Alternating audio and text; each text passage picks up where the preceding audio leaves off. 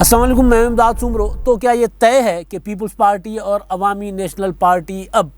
PDM का हिस्सा नहीं बनेंगे? चलें इसका फ़ैसला आने वाले वक्त पर छोड़ते हैं। लेकिन असल सवाल कि मौलाना फजलुर रहमान साहब को पीडीएम की इन दोनों जमातों और ख़ास तौर पर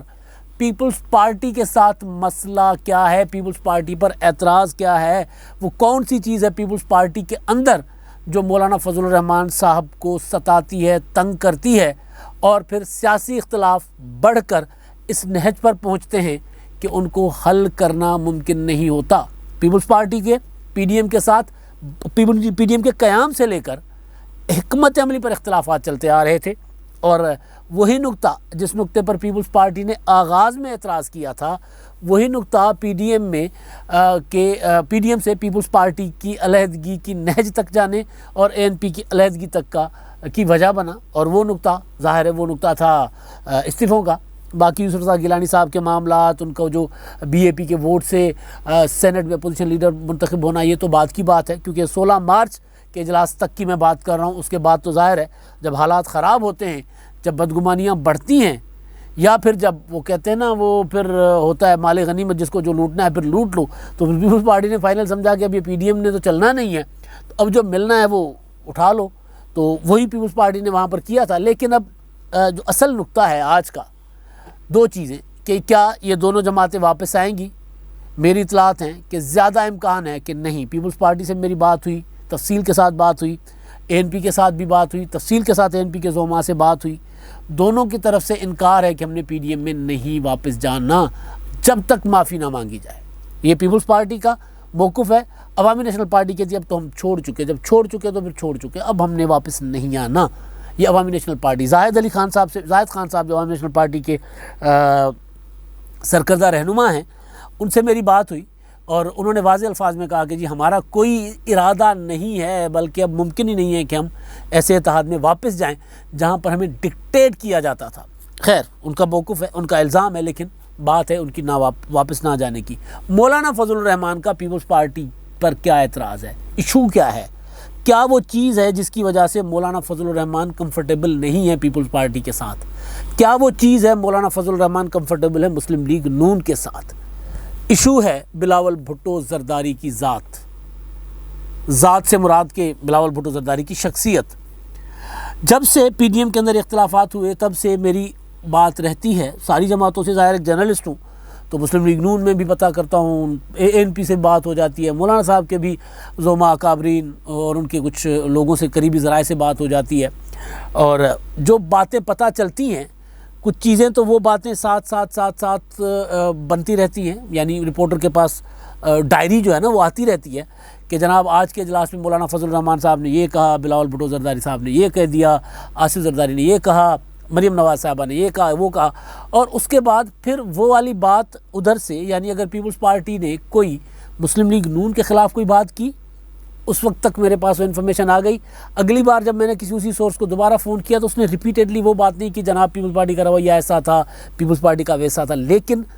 मौलाना फजलुर रहमान के करीबी लोगों से जब मेरी बात हुई तो एक बार मुसलसल की कहे जा रहे थे कि जनाब बिलावल भुट्टो ज़रदारी साहब तो एक नासमझ लड़का है और वो अब मौलाना साहब को समझाएगा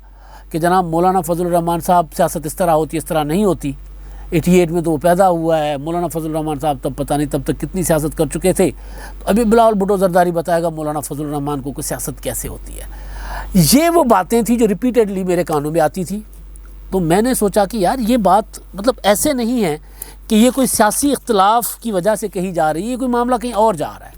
फिर कुछ चीज़ें मेरे पास पहले थी, क्योंकि मैं जब बात करते हैं हम रिपोर्टर जर्नलिस्ट तो कुछ चीज़ें आपके पास होती हैं। और ये जो इस तरह के हम बनाते हैं ना वो noting pads, noting books, notes जो बनाते हैं उसमें कुछ चीज़ें पड़ी होती हैं। कुछ पुराने नोट से मैंने रुजू किया, कुछ आज मौलाना फजलुर रहमान साहब की प्रेस कॉन्फ्रेंस ने मुझे ट्रिगर किया कि यार ये क्या बात है। मौलाना साहब ने आज एक बात बड़ी कमाल की मौलाना फजल रहमान साहब ने बाकी वो जो बातें थी इस्टेब्लिशमेंट के साथ डील कह रहा हूँ, मफाहमत की बातें, नवाज शरीफ साहब की अगर सुलह हो रही है तो कुछ मामलात सियासतदानों पर छोड़ दें, कुछ चीज़ें इस तरह की बातें, वो मैं पहले गुजारिश कर चुका हूँ। वो बातें थी, अचंभा नहीं है, मैं गुजारिश कर चुका हूँ कई बार कि मुस्लिम लीग नून और मौलाना फजल रहमान तकरीबन एक सफ़े पर है, कुछ छोटा मोटा फ़र्क होगा, बाकी तकरीबन एक सफ़े पर हैं। जो चीज़ हो जाती है उसके बाद मौलाना फजल रहमान साहब उस पर पहले या बाद में ऑन बोर्ड होते हैं। आज भी जब मौलाना फजल रहमान साहब ने वो प्रेस कॉन्फ्रेंस की जिसमें उन्होंने कहा अगर मोहम्मद जुबैर ने कह दिया है कि सुलह हो गई है हमारे रावलपिंडी से और फिर कुछ चीज़ें सियासतदानों पर छोड़ दें, सियासतदानों ने इलेक्शन लड़ना होता है, हुकूमत बनानी होती है और सियासतदानों ने अपने रवैये और अपनी हिकमत अमली का तयन करना होता है, और मुश्किल ये है कि आप हमसे सब चीज़ें ज़बरदस्ती मनवाते हैं। ये वाली प्रेस कॉन्फ्रेंस जिसमें ऐलान था, वाज़ेह ऐलान था, मतलब उन्होंने ज़बान से नहीं कहा कि, लेकिन अंदाज़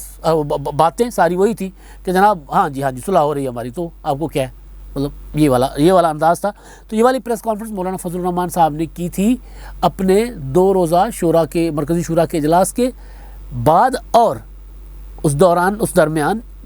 शहबाज शरीफ साहब से मुलाकात हुई, उनकी मुलाकात होती है, मुलाकात के बाद वो प्रेस कॉन्फ्रेंस करते हैं, लेकिन उससे पहले वो शूरा का कुछ उनके जो डिसीजंस थे वो शूरा के वो उन्होंने उसमें बताए थे कि क्या क्या है। लेकिन ये वाला जो ख़ास तौर पर पीडीएम का इस्टेब्लिशमेंट के मामला आती है वो ये सारे शहबाज शरीफ साहब से मुलाकात के बाद को इसके साथ जोड़ा जा सकता है। ज़ाहिर है शहबाज शरीफ साहब मफाहमत और इस्टेब्लिशमेंट के साथ लड़ाई नहीं करनी, ये नहीं करना, वो नहीं करना। तो मौलाना साहब की आज जो बातें थी जितनी भी थी, मुझे यूँ लग रहा था कि आज मौलाना फजल रहमान साहब के शहबाज शरीफ की ज़बान बोल रहे हैं, आज मौलाना फजल रहमान नवाज शरीफ की ज़बान नहीं बोल रहे हैं। वो मैं उस पर मैं बात कर चुका हूँ। अच्छा, लेकिन वो जो बात जिसने मेरी आँखें खोल दी कि यार वो जो मुझे मुसलसल एक बात कही जाती थी कि बिलावल तो ना समझ है, बिलावल को क्या पता, बिलावल अब मौलाना फजल रहमान साहब को कहेंगे कि मैं आपको समझाता हूँ, वो बिलावल सियासत समझाएंगे। उस जुमले का मुझे जो एक मौलाना साहब का एक जुमला था जो आखिर में था, बिल्कुल उस जुमले ने मुझे चौंका दिया कि हाँ बात तो ठीक है, बात सिर्फ सियासी हिकमत अमली की नहीं है, बात सिर्फ इस्तीफ़ों की नहीं है, बात सिर्फ मज़ाहमत की नहीं है, बात सिर्फ इस्टेब्लिशमेंट के साथ मफाहमत की नहीं है। अगर मफाहमत की होती तो वो खुद भी वही कर रहे हैं ना। और ये हकीकत है पाकिस्तान में कि पाकिस्तान में इस्टेब्लिशमेंट के साथ आपने एक हद तक अपना एक नैरेटिव बनाना होता है, हर जमात यही करती है, फिर अपनी बार्गेनिंग पोजीशन बेहतर करके अपने बेहतर कंडीशंस पे आना होता है। जो 2008 में पीपल्स पार्टी आई थी और उन्होंने बेहतर पोजीशन में आई थी और बेहतर पोजीशन में आकर उन्होंने 18वीं तरमीम कर दी, बहुत कुछ ले लिया था और बेहतर पोजीशन में नवाज शरीफ साहब ने भी कई बार ऐसा किया, तो ये होता है। लेकिन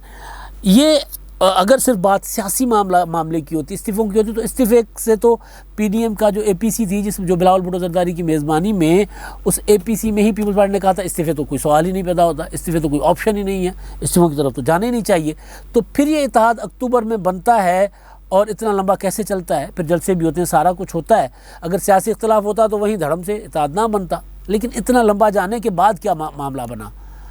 उसका जवाब मौलाना फजल रहमान साहब के लोग जो मुझे बार बार फ़ोन करके जुमला कह रहे होते थे, बल्कि ज़ाहिर है मैं फ़ोन कर रहा होता था, उनका जवाब भी फ़ोन आता जो भी, तो वो उसका जवाब एक जुमले में मुझे मिला है। वो जुमला मौलाना साहब की अपनी ज़बानी, मौलाना साहब को कोट एंड कोट, एक लफ्ज़ मेरा नहीं है।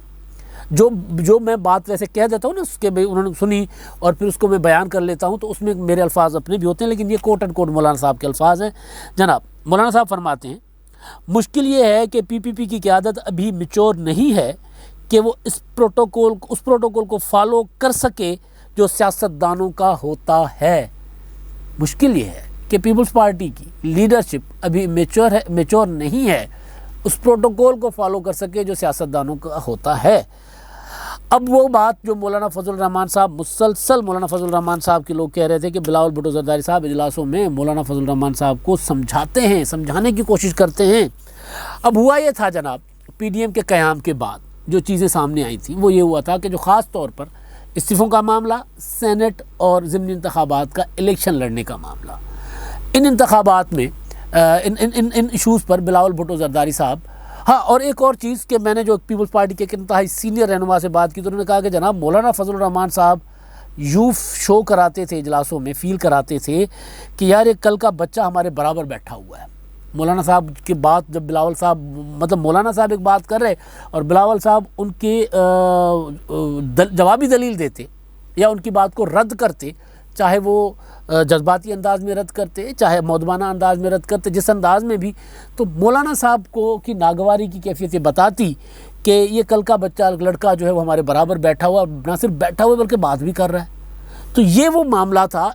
और बाकी सियासी मामला तो डेफिनेटली था ना, लेकिन ये एक बड़ा मामला कि पीपल्स पार्टी के साथ ये भी मौलाना साहब का मामला था, और उसमें मौलाना फजल रहमान साहब ने आसिफ जरदारी साहब को एक पैगाम भेजा था इस हवाले से। वो पैगाम मैं एंड में बताता हूँ। लेकिन अब जो बात कि जो 16 मार्च का इजलास था, 16 मार्च के इजलास में जो गर्मी सर्दी हुई आसिफ जरदारी साहब की, नवाज शरीफ साहब की, किसने पहल की, किसने जवाब दिया, कौन ज़्यादा आगे चला गया, किसने, वो सारा कुछ सबके सामने है।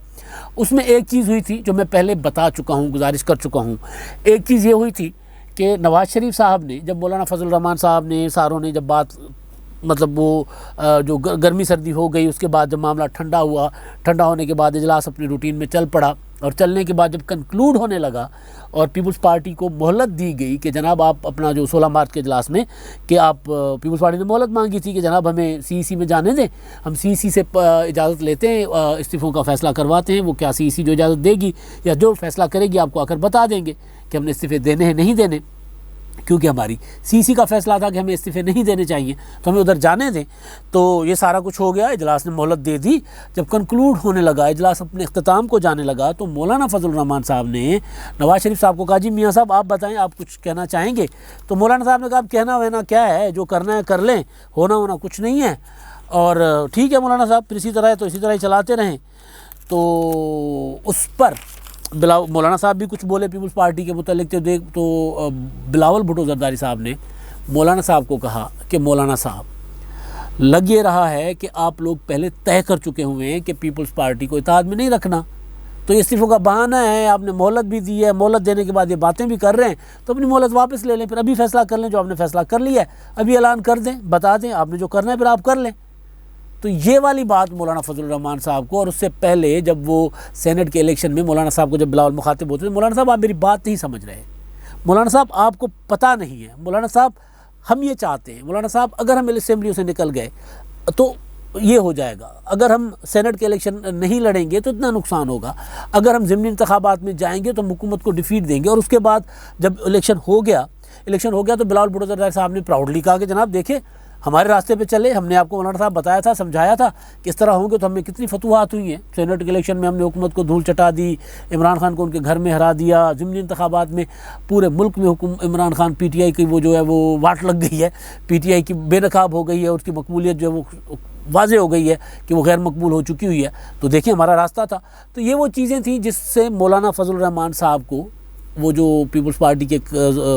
असल में ये सारी चीज़ें मेरे पास आई जेयूआई की तरफ से थी, जेयूआई की तरफ से एक फील आता है ना, वो कह रहे थे जनाब ये कल का लड़का मौलाना साहब को समझा रहा होता है बैठा। तो वो फिर पीपल्स पार्टी के लोगों से मैंने जब कंफर्म किया, दोस्तों से जो भी इजलासों में बैठते थे, तो उन्होंने भी इस बात की तस्दीक की, तायद की कि मौलाना फजल रहमान साहब को बिलावल भुट्टो जरदारी साहब का काउंटर आर्गूमेंट अच्छा नहीं लगता था, मौलाना साहब की बात को रद्द करना उनको अच्छा नहीं लगता था मौलाना साहब को। तो उन चीज़ों ने जो सियासी इख्तलाफ था उनको आगे बढ़ाया बहुत ज़्यादा। और ज़ाहिर है उधर मौलाना फजल रहमान साहब, वो मैंने पहले भी गुजारिश की कि क्योंकि जो मौलाना साहब बात करते थे, मरीम नवाज साहबा की बात भी वही होती थी, तो वहाँ उनका इख्तलाफ राय था ही नहीं। तो वहाँ मौलाना फजल रहमान साहब को किसी शख्सियत से के ऊपर इतना एतराज़ नहीं था, बिलावल साहब की शख्सियत पर एतराज़ था। और बिलावल भुट्टो जरदारी साहब ने आसिफ जरदारी साहब को पिछले दिनों एक पैगाम भिजवाया कि अगर आपने पीडीएम में साथ चलना है तो आप अपने मामलात आप अपने पास रखें, बिलावल को पीडीएम में मत भेजा करें, बिलावल अभी बच्चा है, उनसे मामलात नहीं संभल रहे, वो समझ नहीं रहे, लिहाजा आप ख़ुद पीडीएम में आएँ। और आसिफ जरदारी साहब की जानिब से मौलाना साहब को इस चीज़ का कोई जवाब नहीं आया। जब मैंने पूछा कि जरदारी साहब ने कोई जवाब क्यों नहीं दिया, तो पता चला कि जरदारी साहब ने बहुत बुरा मनाया मौलाना साहब की इस बात को। तो ये है वो मामला। और फिर पीपल्स पार्टी से जब मैंने पूछा कि चलें इस सारे कुछ मामलात के बावजूद आप पीडीएम में वापस जाएंगे, तो उन्होंने कहा जी हमारा तो ना है, हमारा ना है, एक शर्त है हमारी, माफ़ी मांगेंगे तो हम जाएंगे, क्योंकि हमें दी गई है गाली बाप के बाप से वोट लेने वाली। तो वो अगर हमसे माफ़ी मांगेंगे, पीडीएम के वो शायद खाकान अब्बासी साहब ने आज भी कुछ कहा है, वो अगर माफ़ी मांगेंगे मौलाना साहब और पीडीएम बतौर जमात जो नोटिफिकेशन कह रहे हैं कि जो उसका पीडीएम का इत्तेहाद का नोटिफिकेशन है, वो था शोकाज नोटिस था, उस पर अगर वो माफ़ी मांगेंगे तो फिर हम जाएंगे, फिर हम देखेंगे हमने क्या करना है, वगरना हमारी तरफ से तो ना है, हम तो चिल में बैठे हुए हैं, अपनी पॉलिटिक्स कर रहे हैं। तो ये वो मामला है। मैं जब मतलब ये जो चीज़ें सामने आती हैं तो हैरान कुन होती हैं कि भाई सियासत में सिर्फ सियासी इख्तलाफ नहीं होता, जो पर्सनलिटी क्लैश कहते हैं या ये सोच कि भाई वो ज़ाहिर है मौलाना फजल रहमान साहब इतने ज़ीरक सियासतदान हैं और बिलावल भुट्टो ज़रदारी साहब अगर उनको ये कहें कि मौलाना साहब आप मेरी बात नहीं समझे, आपको बात समझ नहीं आ रही, मैं आपको समझाता हूँ, तो मौलाना साहब को बुरा तो लगेगा। अब आखिर में जी हमारे जो मेहरबान अपनी आरा से आगाह करते हैं, वीडियोस पर बात करते हैं, कमेंट्स करते हैं, उनकी ज़रा बात हो जाए। पीडीएम को मुतल्लिक़ की बात है जी। अब्दुल खालिक साहब हैं, वो ये कहते हैं कि वक्त आ गया है कि नवाज़ लीग टूट जाएगी और मरीम नवाज़ पार्टी पर कब्ज़ा कर रही हैं। ये इनका तज्ज़िया है कि अब भी वो वक्त है कि मुस्लिम लीग नून, लेकिन मैं आपको गुजारिश कर लूँ कि मुस्लिम लीग नून या नवाज़ शरीफ या मरीम नवाज़, शहबाज शरीफ साहब मुस्लिम लीग नून में बहुत अच्छे एडमिनिस्ट्रेटर ज़रूर हैं, लेकिन शहबाज शरीफ साहब अवाम के अंदर उनका नाम ज़रूर है, लेकिन जब तक वो नवाज़ शरीफ साहब के साथ जुड़ा है, नवाज़ शरीफ के साथ नहीं जुड़ा होगा तो फिर शहबाज शरीफ साहब को ये पता है कि मैं भाई से टूट के मैं कुछ नहीं रहूँगा, मेरी सियासत ख़त्म हो जाएगी, तो वो जुड़े हुए भाई के साथ वफा भी, और दूसरा इस ख़ानदान का पॉलिटिकल स्ट्रक्चर के अलावा इस ख़ानदान का जो एक रवादारी का स्ट्रक्चर है या ख़ानदान का एक अपना जो सिस्टम है, उस निज़ाम के अंदर जितना नवाज़ शरीफ साहब अपने वालिद साहब के ताबेदार थे, शहबाज शरीफ साहब उतने अपने बड़े भाई के ताबेदार हैं। सियासत व्यासत ओहदे वो भाई के सामने कोई अहमियत ही नहीं रखते, लिहाजा और मरीम नवाज़ साहिबा जो है पार्टी नवाज़ शरीफ साहब का चेहरा हैं, लिहाजा ये भी शहबाज शरीफ साहब को पता है। तो ये वाला मामला मुझे नहीं लग रहा कि मुस्लिम लीग नून टूटेगी। मुस्लिम लीग नून में मियाँ नवाज़ शरीफ साहब जब तक हैं, अल्लाह उनको सेहत तंदुरुस्ती दे, इंसान है, ज़ाहिर है ज़िंदगी इंसान की कब कितनी ही होती है, तो लेकिन अगर मतलब अपनी ज़िंदगी में या बाद में मरीम नवाज़ पार्टी संभालेंगी, मरीम नवाज़ साहिबा ही चला सकती हैं। शहबाज शरीफ साहब को इतना पता है, ज़ाहिर है वो अपने चचा से बहुत प्यार करती हैं मरीम नवाज़ साहिबा। हमें बाहर बहुत कुछ नज़र आ रहा होता है, और मैंने आज एक व्लॉग में गुजारिश किया था कि भाई वो सारी हिकमत अमली है मुस्लिम लीग नून की, तो मरीम नवाज़ साहिबा कब्ज़ा नहीं करना चाहती, अपनी चीज़ पर कौन कब्ज़ा करता है। मोहम्मद रमज़ान साहब हैं, वो ये कहते हैं कि पीपीपी को पीडीएम में नहीं जाना चाहिए और नून को बचाने के लिए पीडीएम के झांसे में नहीं आना चाहिए। पीडीएम का कंधा इस्तेमाल करके शहबाज शरीफ लंदन भागना चाहता है। भाईजान शहबाज शरीफ साहब को पीडीएम के कंधे की ज़रूरत नहीं रही, जहाँ तक मामला चले गए हुए हैं। मौलाना फजल रहमान साहब भी अब शहबाज शरीफ साहब की तरह बातें करने लग गए हैं, तो पीपल्स पार्टी पीडीएम में जाएगी नहीं जाएगी, नून लीग के मामला जहाँ तक जा चुके हैं। अब पीपल्स पार्टी अपनी सियासत संभाले। अब तक के लिए इतना ही, अल्लाह हाफ़िज़।